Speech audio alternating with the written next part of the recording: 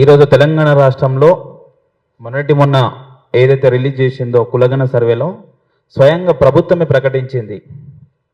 స్వయంగా ప్రభుత్వమే 89,000 మంది విద్యార్థులు స్కూల్ డ్రాప్అవుట్ పెరిగిందని, అది మళ్ళీ ఆ 89,000 మంది విద్యార్థులు పైగా ఎస్సీ ఎస్టీ కమ్యూనిటీ ఉన్నారని స్వయంగా ప్రభుత్వమే ప్రకటించింది.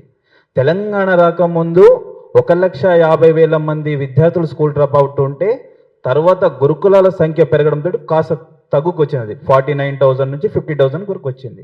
కానీ మళ్ళీ ఇప్పుడు ఈ ప్రభుత్వం వచ్చేసరికి బ్యూరోక్రాట్స్ ఒక ఫెయిల్యూర్ కొన్ని కావచ్చు, అదేవిధంగా అక్కడ ఉన్న పొలిటీషియన్స్ ఫెయిల్యూర్ తోటి మళ్ళీ అది 89,000కి చేరుకుంది. అదేవిధంగా ప్రభుత్వం ఒక నడుపుతున్నటువంటి గవర్నమెంట్ స్కూల్స్ కావచ్చు, గవర్నమెంట్ జూనియర్స్ కాలేజ్ కావచ్చు, తర్వాత గురుకుల పాఠశాలలు కావచ్చు, ఇవన్నిట్లో 99% శానిటేషన్ ప్రాబ్లమ్స్ ఉన్నాయి. ఎస్ఎంఎస్ హాస్టల్స్ కావచ్చు, గురుకుల పాఠశాలలు కావచ్చు, గవర్నమెంట్స్ జెడ్పిహెచ్ఎస్ స్కూల్స్ కావచ్చు, గవర్నమెంట్ కావచ్చు, ఏ ఒక్క నియోజకవర్గం చూసుకున్నా గవర్నమెంట్ జూనియర్ కళాశాలకు ఈరోజు కాంపౌండ్ వాళ్ళు లేని పరిస్థితి. సరిగా నాణ్యతమైనటువంటి కావచ్చు, మహిళలకు శానిటేషన్, అమ్మాయిలకు శానిటేషన్ లేని పరిస్థితి. గవర్నమెంట్ స్కూల్ విషయానికి చెప్తే ఇక వాళ్ళంతా బయటికి వెళ్లాల్సిందే. తద్వారా ఏమవుతుందంటే మహిళలకు చాలా అనేకమైనటువంటి యూరినరీ సంబంధించిన ప్రాబ్లమ్స్ ఏర్పడుతూ ఉన్నాయి. అనేక సార్లు మేము గురుకులాలకు సంబంధించిన కార్యదర్శిలో కూడా కంప్లైంట్ రైజ్ చేయడం జరిగింది. గురుకులంలో చదువుకుంటే అమ్మాయిలకు ప్రైవేట్ బిల్డింగ్లో, రెంటెడ్ బిల్డింగ్లో ఒకటేసారి పెట్టడం జరిగింది. ఆ సరైనటువంటి ఇన్ఫ్రాస్ట్రక్చర్ లేదు. అదంతా అపార్ట్మెంట్లో ఫ్లాట్స్ ఉంటుంది.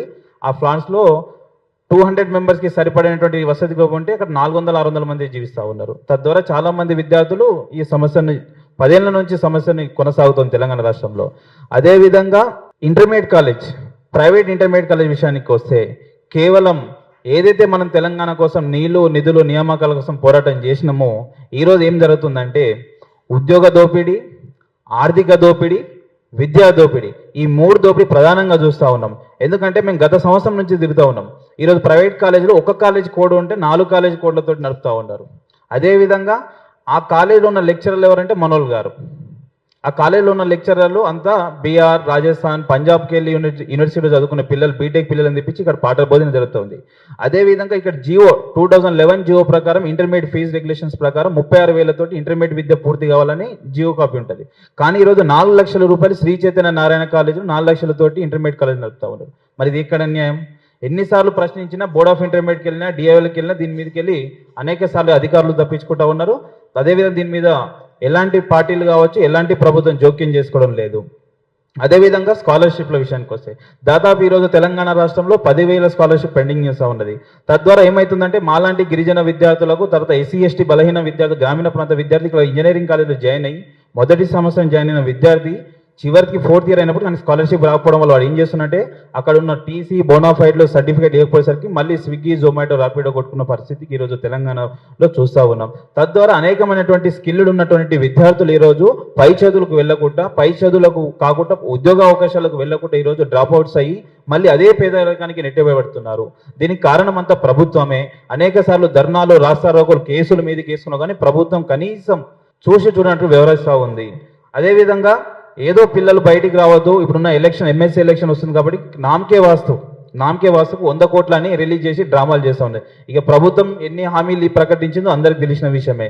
ఇక నుంచి నమ్మే ప్రసక్తి అయితే లేదు. జంజీ ఉద్యమం స్టార్ట్ అయింది. గ్యారెంటీల పేర్ల మీద, ఉద్యోగాల పేర్ల మీద, జాబ్ క్యాలెండర్ ఎన్ని చేసినా నమ్మే ప్రసక్తి లేనే లేదు అని స్పష్టంగా ఈ సభాముఖ్యంగా తెలియజేస్తా ఉన్నాం. అదేవిధంగా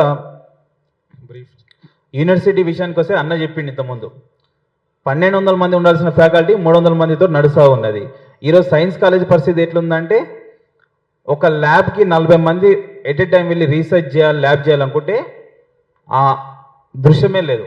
4 విద్యార్థులు వెళ్ళి రీసెర్చ్ చేసి ఆ ల్యాబ్ మళ్ళీ వేకేట్ చేయడానికి నెక్స్ట్ డే అనిపడుతుంది. అంటే ఒక క్లాస్ రూమ్ మొత్తం రీసెర్చ్, ఒక సైన్స్ ల్యాబ్కి వెళ్ళాలంటే వారం రోజులు పడుతుంది ఒక ల్యాబ్కి. అంటే ఆ దృష్టికి వెళ్ళిపోయింది. దీనికి కారణం ఏంటంటే యూనివర్సిటీలో రెగ్యులర్ నోటిఫికేషన్ లేకపోవడము, ప్రొఫెసర్ రిక్రూట్మెంట్ లేకపోవడము, తర్వాత యూనివర్సిటీకి ప్రియారిటీ ఇవ్వడం వల్లనే ఈరోజు యూనివర్సిటీలు అన్ని నాణ్యతమైన రీసెర్చ్ కోల్పోతూ ఉన్నాయి. విద్యను మొత్తం కంప్లీట్గా డిగ్రేడ్ అవుతూ ఉంది. విద్య క్వాలిటీ యొక్క, మెరిట్ యొక్క కోల్పోతుంది తెలంగాణ రాష్ట్రంలో. దీన్ని ఇప్పటికైనా ప్రభుత్వం మేల్కోకపోతే ప్రభుత్వం మీద తిరగబడి ఏదైతే నేపాల్ తర, శ్రీలంక తర అతి త్వరలో ఉందని మేము భావిస్తూ ఉన్నాము. ఎందుకంటే తక్షణమే ప్రభుత్వం విద్యా వ్యవస్థను కాపాడుకోవాలి.